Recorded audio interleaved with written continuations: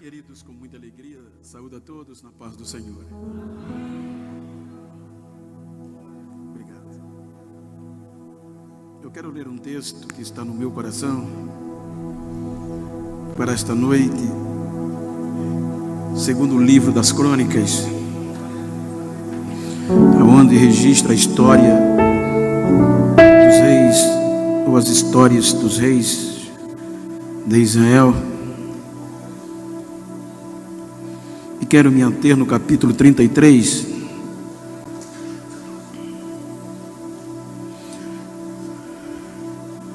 versículo 11.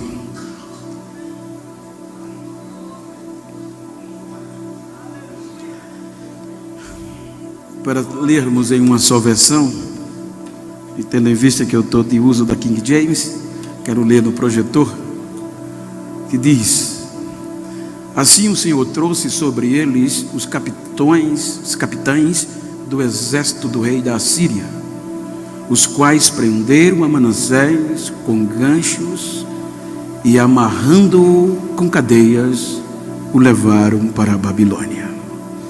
Queiram sentar-se, por favor.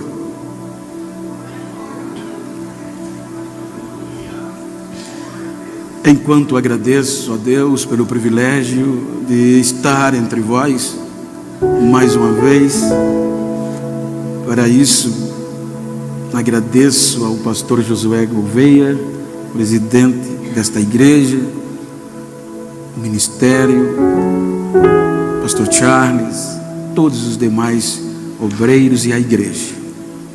Agradeço a Deus o carinho, a receptividade do Ricardo com a Maíne, que tem cuidado de mim. Muito obrigado ao filho. Que Deus os abençoe. Queridos, eu quero tomar por base esse texto para falar-lhes o que está no meu coração. Os irmãos sabem que é a Bíblia, mas da forma renovadora. E para isso quero tomar esta história e uma história de um projeto inesquecível. Entre ganchos e cadeias. Quando nós analisamos o contexto, nós não estamos falando de qualquer projeto de qualquer pessoa. Os irmãos hão de convir que dentro da nossa mente, no contexto geral, nas epígrafes que corresponde a esta história, na maioria das vezes nós deparamos com um relato pejorativo, aonde observamos o começo, mas esquecemos do fim. Os irmãos hão de convir que nós estamos diante de uma história da maior dinastia, daquela que foi Deus que ratificou, não foi o homem, a dinastia davídica. Me permita recapitular alguns que fazem parte, para entendermos o cenário. Quando nós analisamos a partir do 9º, 10º sucessor, os irmãos vão observar o quanto a fraqueza humana se faz presente diante da ação de Deus. Os irmãos vão de convir que quando o rei Uzias, na sequência da dinastia, assume o poder de Judá, ele assume o poder, o reino, em fragmentos, em todo o contexto socioeconômico, político, bélico. O reino de Judá estava à mercê.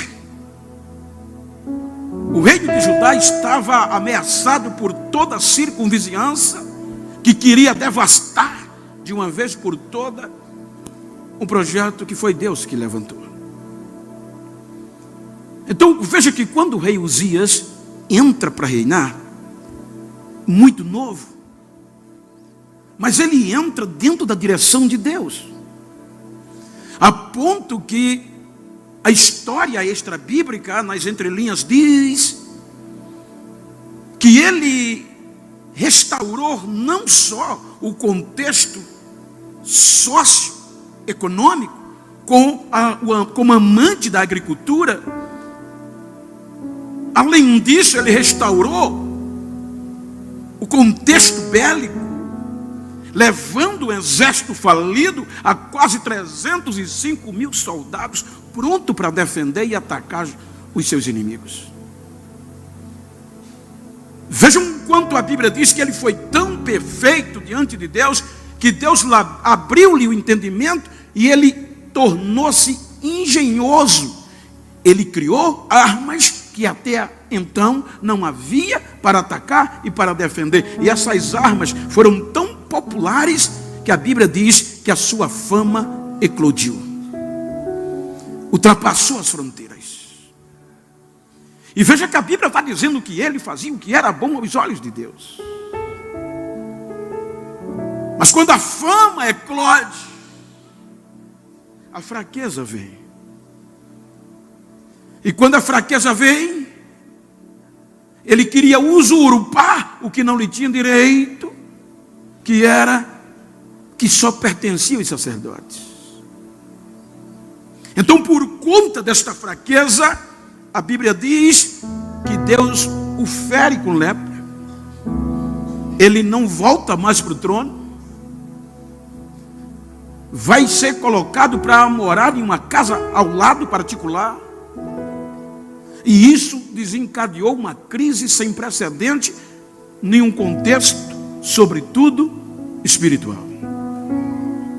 Os irmãos, veja que quando Isaías vai começar a proferir, ele diz que no ano que morreu o rei Uzias. Então, quando Uzias morre, veja o que ficou no contexto espiritual. Isaías diz: eu habitava no meio de um povo impuro, de um povo de impuros lábios. Aquele relato do capítulo 1, detonador, a ponto de Isaías dizer que o povo estava numa circunstância espiritual tão miserável, que o corpo, se fosse comparado a um corpo, era como estar cheio de feridas, de pus, apodrecido, e o pior, não queriam ser sarados. Olha que situação ficou. Além de que Isaías retrata no contexto espiritual, fica o quê? Desencadeia uma crise diplomática. Uma crise diplomática, política. Quando Isaías assume, só havia uma solução: Deus. Mas o povo não quis. Então veja que Jotão, na sequência, aparece. A Bíblia diz que Jotão tentou resolver todos os problemas, porém, o principal ele não resolveu, que foi tirar o pecado do povo. O povo estava mal acostumado e Uzias fez tudo, mas não conseguiu tirar o pecado do povo e nem extinguir os altares aos deuses pagãos. Isso em uma história, em um projeto que foi Deus que levantou. Então, com a morte de Jotão, a sequência continua. E agora vem uma promessa de restauração. Restauração política, restauração de novo sócio e econômica. Veja que é altos e baixos, recomeço. E agora quem entra prometendo resolver todos os aspectos pejorativos? Acais, o rei da sequência, tudo na dinastia de Davi. Então a proposta de Acais era fazer o que seus pais não fizeram, sobretudo o espiritual. Veja que a proposta dele, ele começa com um projeto político, administrativo tão perfeito, que Deus usa o profeta vigente Isaías para dizer a Acais: Isaías, vai ao palácio e diz o rei Acais o que eu quero falar com ele. E quando Isaías vai, que o encontra, ele o recebe. Na audiência, Isaías diz: escuta o que diz Deus. Foi Deus. Eu serei com você. Quem não quer ouvir isso? Eu estarei com você. Mas ele não aceita. Veja que Isaías persiste. Se tu não estás acreditando, pede um sinal. Deus está mandando você pedir um sinal que Ele vai com você, seja alto no céu ou debaixo da terra. Aonde tu pedir um sinal, Ele te dará. Ele disse: não quero, eu não vou tentar a Deus. Então ele deixa e vai pegar apoio humano. O que é que ele faz? Ele vai se relacionar, reatar diplomaticamente, debaixo de altos impostos, a maior nação que era da época, a Assíria. A Assíria era tão feroz que os irmãos vão entender o que o texto diz lá na frente. Que a história diz que eles costumavam pegar as nações, torná-las escravas, e quem resistia, eles matavam a beliscões. Os que se rendiam, eles pegavam esses ganchos, que algumas versões chama de espinhos, e colocavam no nariz, e outras de anzóis. Aquilo era sinal de escravidão dos assírios. Aonde eles passavam com aqueles ganchos, o povo dizia: é escravo dos assírios. Esses, os que eles não matavam, os que se rendiam. Eles queimavam todos os deuses supersticiosos que as nações tinham, as suas estátuas. Eles quebravam as estátuas, jogavam no fogo. E agora o rei Acais rejeita o Deus e vai fazer aliança com os assírios. Para quê? Para dar proteção, para ninguém, os ameaçadores, agora temer. Porque agora Judá tem aliança com a Síria. E quem quer se meter com a Síria? Então a Bíblia diz que ele paga impostos anuais. Então, com este relacionamento diplomático, parece que está tudo resolvido, belicamente, politicamente. Os irmãos viram agora, só para os irmãos terem uma ideia, na guerra que está ainda acontecendo, qual era o desejo da Ucrânia? Fazer parte de uma aliança poderosa, porque estaria mais protegida. Assim Acais fez com a Síria. Quando ele relata, agora ele é participante da Síria. Então resolve os problemas bélicos, problema político e sobretudo o econômico. Mas faltava o espiritual. E o espiritual ele não procura Deus.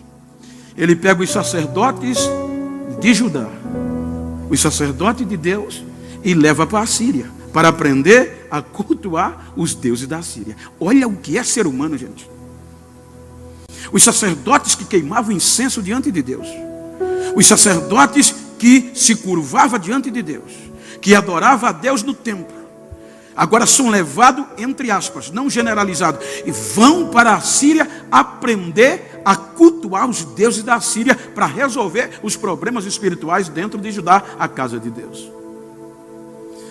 Quando eles vão que voltam, já não voltam mais adorando a Deus. Os altares nos montes eram os deuses da Síria. A Bíblia diz que o rei Acais, em Crônicas 29, ele fecha o templo, a igreja de Deus, coloca estátuas no pátio que era para adorar a Deus e oferecer sacrifício. A Bíblia diz que ele pega todos os utensílios da casa de Deus, quebra e torna em pó lacro. Então agora a frieza, o que era espiritual, a fraqueza humana vem e joga por terra. E interessante, um projeto que foi Deus que levantou. O projeto era de Deus. Ele ratificou a dinastia de Davi para sempre. O reinado de Davi é para sempre. Então a sequência é no projeto. As fraquezas humanas e a bondade de Deus. Agora tudo se voltava à Síria. Aí surge uma esperança. Acaz morre. E Ezequias, com 25 anos, guardem isso, com 25 anos, filho de Acaz, seu sucessor imediato. E quando ele assume com a morte do pai, o estado que ele pega é esse. De novo, marasmo. Mas olha que coisa linda. Sem propaganda política, como o pai dele fez, sem prometer nada ao povo. A Bíblia diz que no primeiro mês do seu governo, no primeiro ano, no primeiro mês, o projeto no coração foi: eu resolvi fazer uma aliança com o Deus de Israel.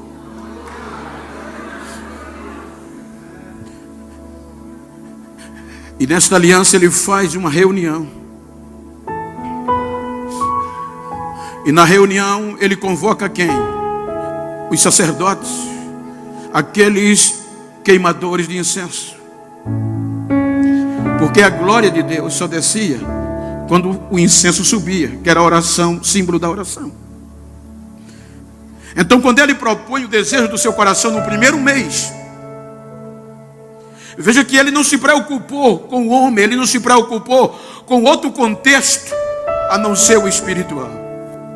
Ele deu prioridade ao espiritual. Ele começa como nenhum começou. Porque quando ele começa, estava fragmentos. Quem olhava dizia, não tem mais jeito. Ele disse, mas eu ponho no meu coração que o primeiro ato meu é trazer a glória de Deus de volta.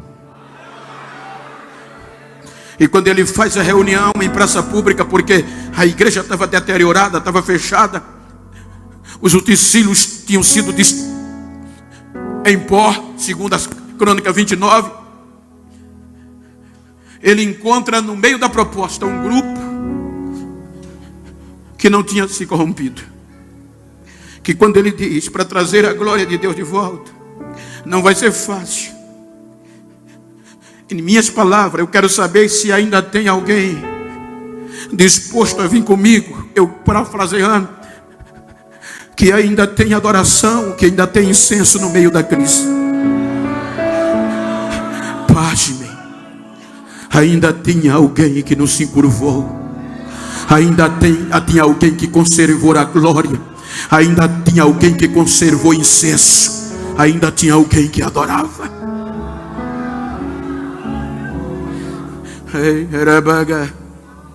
Então, quando ele encontra alguém, um grupo que adorava, ele aceita o desafio. E o bonito é que ele provoca. Ele diz, olha, eu quero pedir uma coisa a vocês, que vocês não negligenciem aquilo para que vocês forem escolhidos.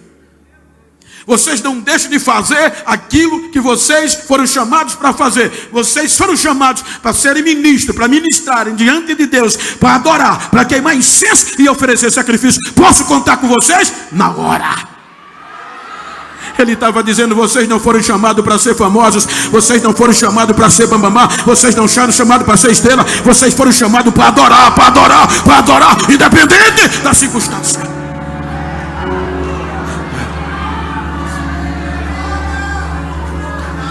Primeiro ano,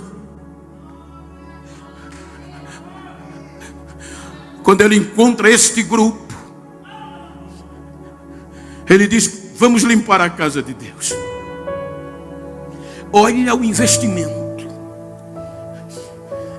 Estava deteriorada. Passaram 2 semanas para tirar a imundícia que estava dentro. Quando tiraram a imundícia, ele vem com a mão de obra.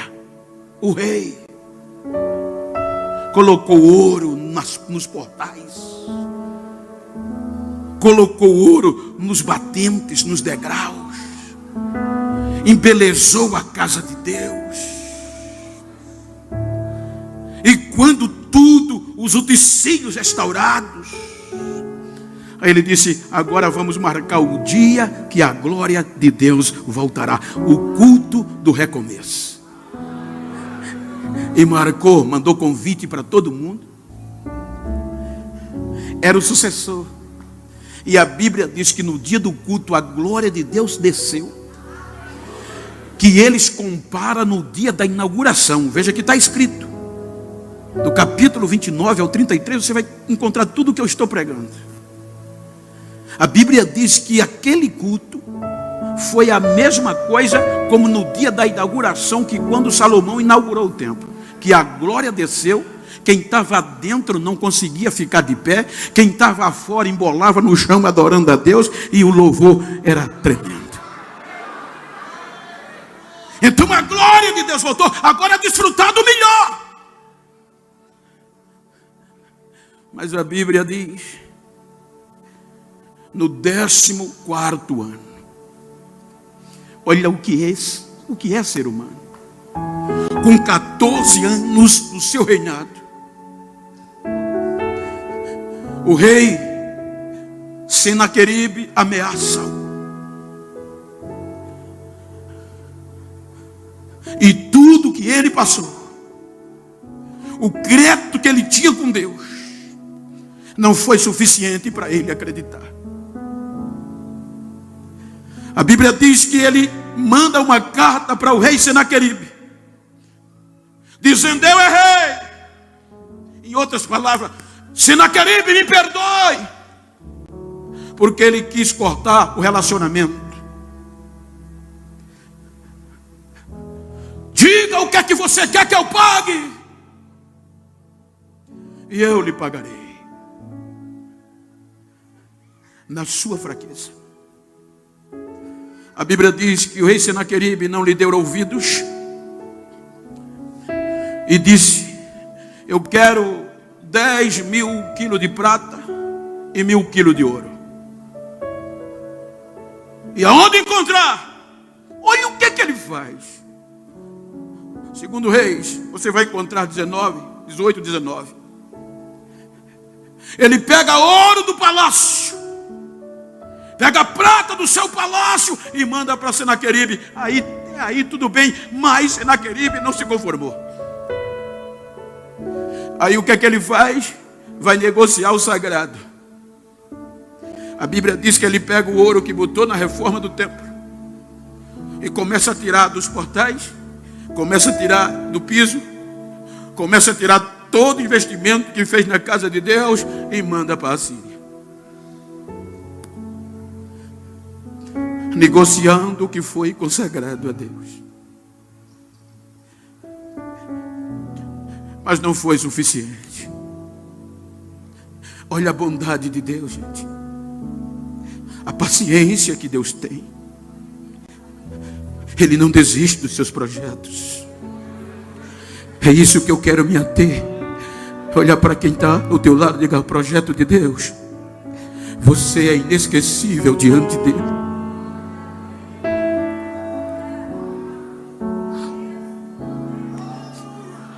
Senaqueribe, em vez de agradecer, mandou os seus soldados, os seus principais oficiais, o ameaçar. Então, quando o ameaçaram que aquilo não era suficiente e que ele ia ser destronado em Judá, ia se desfazer, aí ele apela.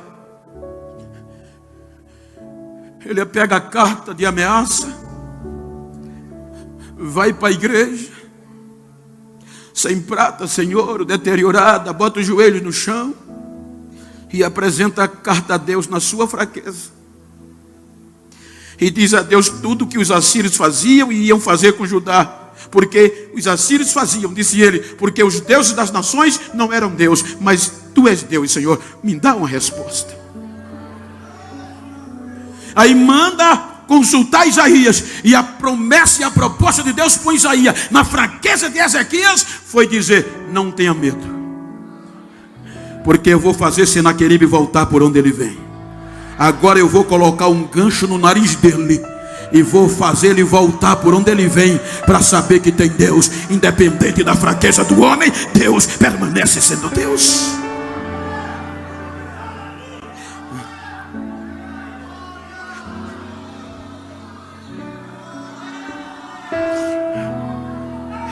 É nesta fraqueza de Ezequias que Senaqueribe é derrotado. Nos limites de Ezequias, Deus em uma noite só derrota, sem precisar de um soldado, 185 mil soldados dos assírios. É na fraqueza do homem. Muitas vezes a gente quer desistir, Deus me esqueceu, Ele não está me ouvindo. É na tua fraqueza que o poder dele aparece. Quando tu parece que não ser mais nada, Ele aparece como Deus, porque foi Ele que projetou.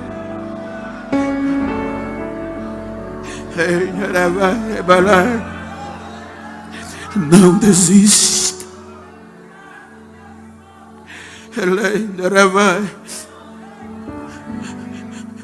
Quando Senaqueribe, no 14º, está escrito, guarde isso, 14º ano, Senaqueribe é morto. E quem era Senaqueribe? A maior potência política, bélica, econômica do mundo na época. Aí a Bíblia diz que a fama chegou. Quando a fama chegou, a fraqueza vem. O homem se tornou importante. Esqueceu que não foi ele, foi Deus. O que ele fez foi negociar o que era sagrado. Aí vem Deus, quando ele se achou.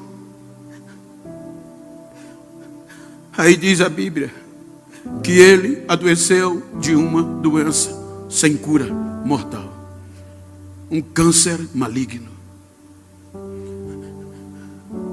Alguns cientistas dizem que a doença era interna, era tão feroz e incurável, que conseguia a pele dele apodrecer com ele vivo. Então, quando na sua fraqueza ele se engrandeceu, a doença veio e disseram: vai morrer. Como entender? Como entender esse Deus, gente? A Bíblia começa dizendo que ele começou top, fazendo o que era bom aos olhos de Deus. Veja que Deus tinha motivo de sobra para desistir. Agora vem Deus e toma uma decisão. Isaías vai lá e diz a ele que ele vai morrer. Não tem jeito. E Isaías vem, entra e diz: escuta o que diz o Senhor.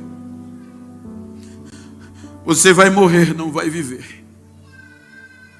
Coloca os arquivos, coloca tudo em ordem, porque você morrerá. Mas aí ele apela para a bondade de Deus. O bom de ser crente é isso. É saber que quando ele chega no mais baixo nível, que até o profeta diz: não tem mais jeito, ele diz: o Deus que você conhece, eu conheço também. Então eu vou apelar. Eu vou apelar pelo crédito que eu coloquei lá. Eu tenho um crédito lá. Eu não estou bem, mas eu tenho um crédito. O melhor que nós temos é conhecer quem é o nosso Deus. O nosso Deus não é Deus que desiste. O nosso Deus não é Deus que nos abandona. O nosso Deus é Deus de bondade e misericórdia.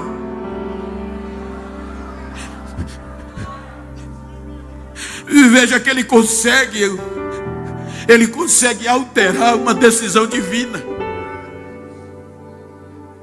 Ele consegue alterar uma profecia de um profeta honrado em minutos ou em segundos. A lágrima vem e ele diz: Senhor, eu vou parafrasear para dar vida. Eu sou um projeto teu. Eu tenho história.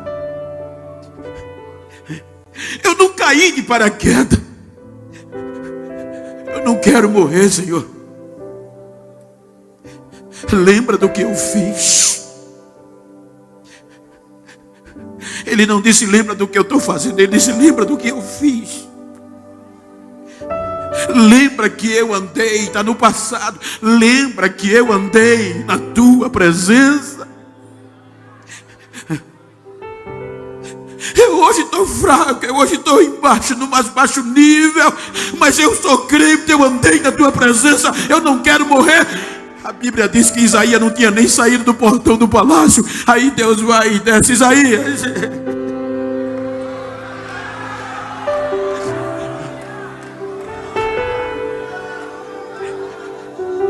qual era o choro que doía em Manassés? É que diferente do seu avô e do seu pai, pelo contexto histórico bíblico, nesses anos ele não tinha filho, pois ele começa a reinar com 25. Com 14 anos foi ameaçado, já está com 39. E agora não tem filhos.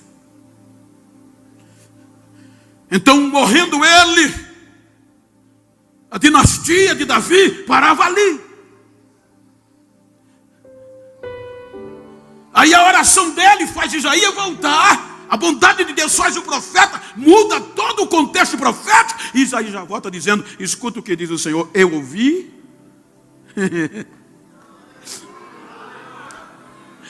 Gente, é interessante a fraqueza humana.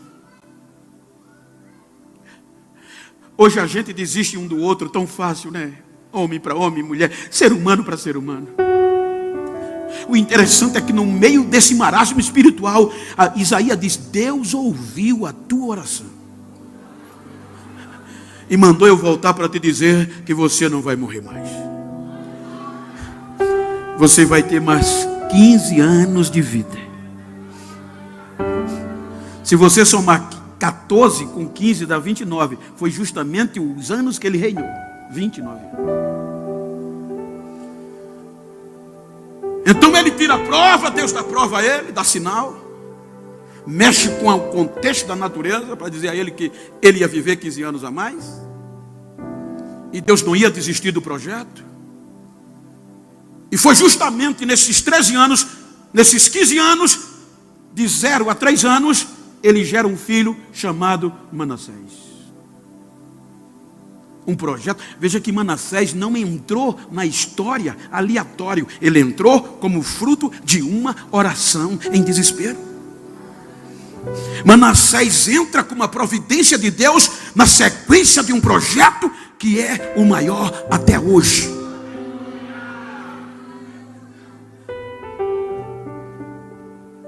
Então, quando ele completa os 15 anos e Manassés 12, aí a Bíblia diz que Manassés com 12 anos entra como rei de Judá no lugar do pai Ezequias. O que você esperar desse menino? Entrou como fruto de oração. Entrou como fruto de uma chamada, de um projeto, de uma sequência. Nasceu no palácio, fruto de um milagre, porque ele foi o fruto da mudança, da terminação da morte do pai, para ele nascer. E a Bíblia diz que quando ele começa a reinar, não dá para entender, ele começa o contrário, ele não dá sequência ao que o pai faz. Ele começa fazendo tudo de forma errada.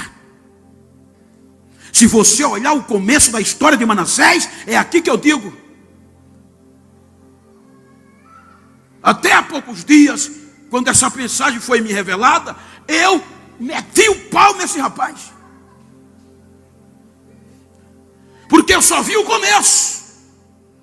Mas o começo dele é o que nunca nenhum tinha feito. Ele já começa fazendo o que era o contrário de Deus. Ele faz tudo que o avô fez. A Bíblia diz que ele arranca tudo que era de Deus. A Bíblia diz que ele fecha a casa de Deus de novo. Leva todo o povo a pecar. Os altares em volta de Jerusalém eram todos pagãos. Reata o relacionamento com os pagãos. E pasmem, um projeto de Deus. Ele mesmo vai adorar os deuses pagãos. Ele mesmo vai fazer feitiçaria. Isso dentro de Judá, dentro do projeto. Ele mesmo chega ao ponto de pegar filhos seus e queimar no fogo em sacrifício aos deuses pagãos. Dá para entender? Fruto de oração, projeto de Deus.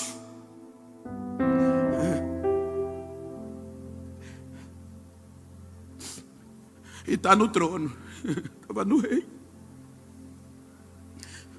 A Bíblia diz que ele consultava os adivinhos e faziam feitiçaria. Se você ler a história dele no livro dos Reis 20 e 21, a Bíblia vai dizer que ele derramou tanto sangue de pessoas inocentes em Jerusalém que as ruas ficavam alagadas de sangue. A tradição diz que ele foi o culpado da morte do profeta Isaías de forma catastrófica. A Bíblia diz que esse rapaz enveredou por onde nenhum tinha enveredado. Feiticeiro, assassino, idólatra, prostituto, coração fechado. E pasmem, a Bíblia diz que Deus não desistia dele. A Bíblia diz que Deus tentava falar com ele: me escuta, me escuta. E ele não queria ouvir.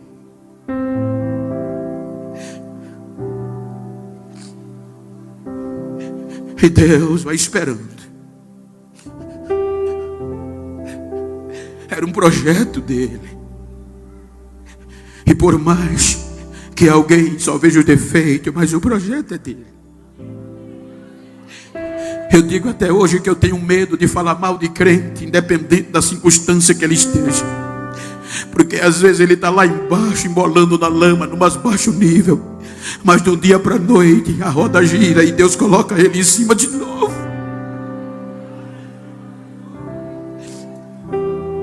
Como ele não quis dar ouvidos. Aí o texto que a gente leu diz que Deus, depois de tanto insistir,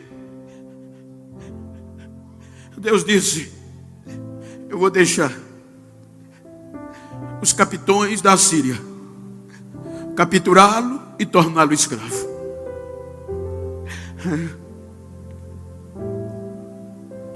A Bíblia diz que os assírios vieram, invadiram Judá, capturaram Manassés, colocaram gancho no nariz, colocaram correntes de bronze e o arrastaram para a Babilônia como escravos.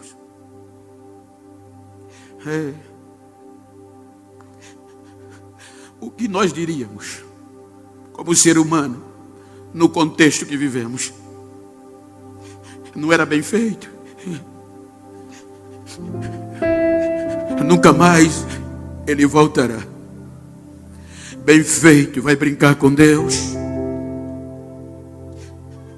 Não é assim que a gente costuma fazer quando as coisas não estão acontecendo do jeito que a gente pensa. Não é assim que a gente costuma julgar quando alguma coisa está errada na vida de um projeto de Deus. Porque porque a gente só vê o começo, a gente não vê o fim. Não é assim que a gente costuma julgar quando uma coisa acontece errado na nossa vida e a primeira coisa que a gente tenta fazer é apagar a história que a gente fez. Esse rapaz começa essa história. A Bíblia diz que ele começa errado, mas era um projeto de Deus. É um projeto de Deus.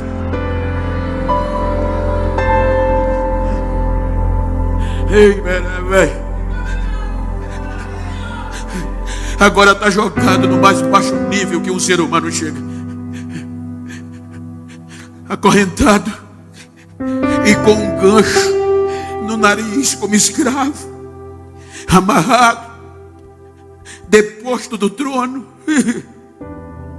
escravizado.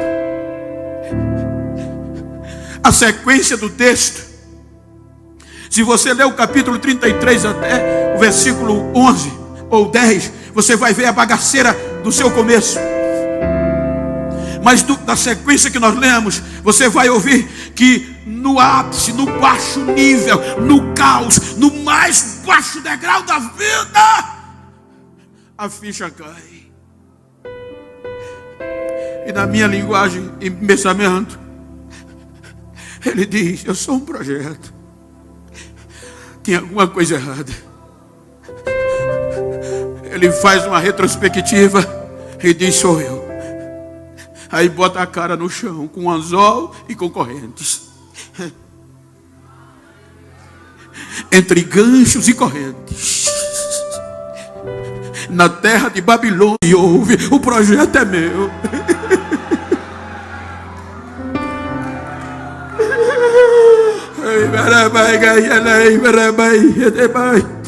Deus desce, ouve ele, arranca o gancho, arranca a corrente e diz: o projeto é meu. Ele não se importou com o que ia dizer ou o que ia achar. O projeto é meu, eu faço o que eu quero, é dele.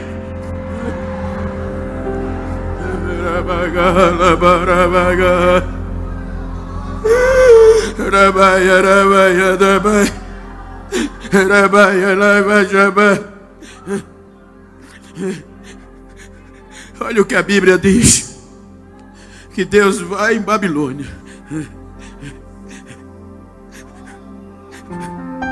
tira Manassés das correntes, tira o gancho da venta de Manassés, e para piorar, para mostrar para nós que é isso que nós devemos praticar, ele traz ele de volta para Jerusalém.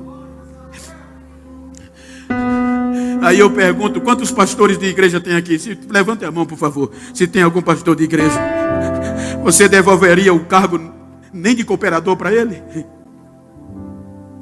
Você teria coragem de botar ele aqui de pé e dizer: irmãos, o nosso irmão que estava lá acorrentado com esse pecador ruim voltou, mas ele vai tomar o cargo de oficial de novo, ele vai ser obreiro. Se ele passasse aí com a salva, você não colocava a oferta na mão dele? Que é isso que a gente costuma fazer, descartar facilmente as pessoas. A gente costuma mais julgar do que defender. É ser humano. A gente se preocupa com o que A vai dizer, com o que fulano vai achar. Deus não ligou. A Bíblia diz que Deus trouxe ele de volta. Não se preocupou com o insulto que ia dizer, com o que o povo ia dizer. Trouxe ele e colocou no trono. Você é meu projeto. Colocou no trono. Quem gosta ou quem não gosta, mas sou eu que vou trazer de volta. E colocou no trono. Diga para quem está ao seu lado: a partir de hoje, pode contar comigo. Aconteça o que acontecer, mesmo entre ganchos e correntes, eu não vou desistir de você.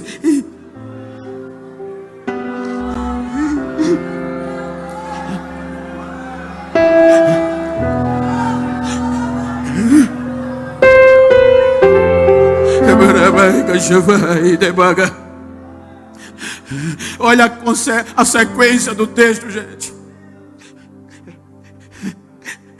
Quando Deus me deu essa mensagem, eu pedi perdão a Deus, porque eu nunca tinha olhado a sequência.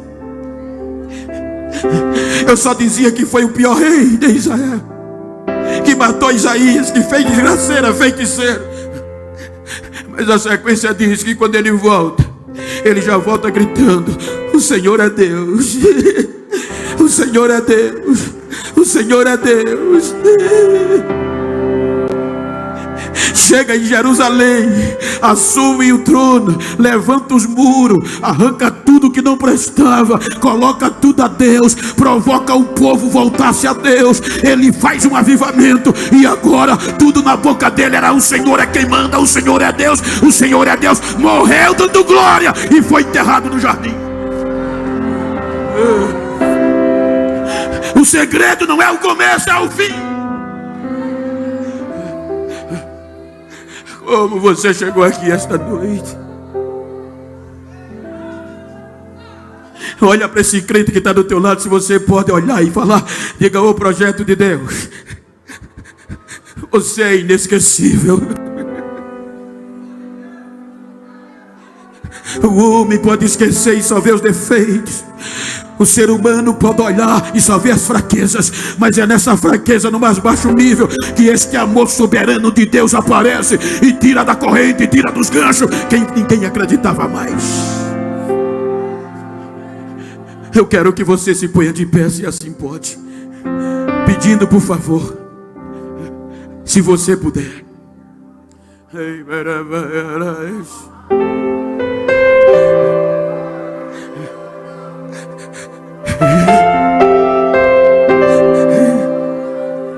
Deus não desiste de você. Eu estou profetizando, eu estou profetizando, eu estou profetizando. Deus não desiste de você.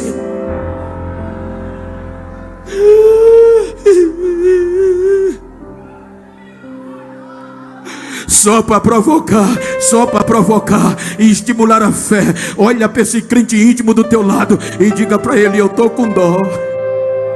Diga: eu estou com pena de quem pensou que você ia morrer entre ganchos e espinhos e correntes.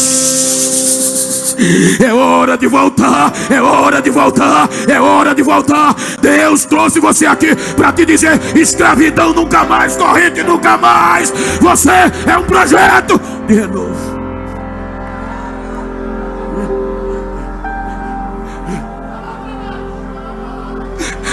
Se você puder, abraça esse crente íntimo que está do seu lado. Se for tua esposa, se for teu amigo, se for tua amiga, mas abraça, profetiza no ouvido dele e ora com ele. Diga: projeto inesquecível, corrente, ganchos, nunca mais. Você é um projeto de Deus, e hoje Deus te trouxe aqui para renovar esta promessa. Hoje Deus trouxe aqui para te dizer que Ele está entrando com providência. Quem pensou que era o fim quebrou a cara. Te prepara para voltar, te prepara para voltar para o teu lugar.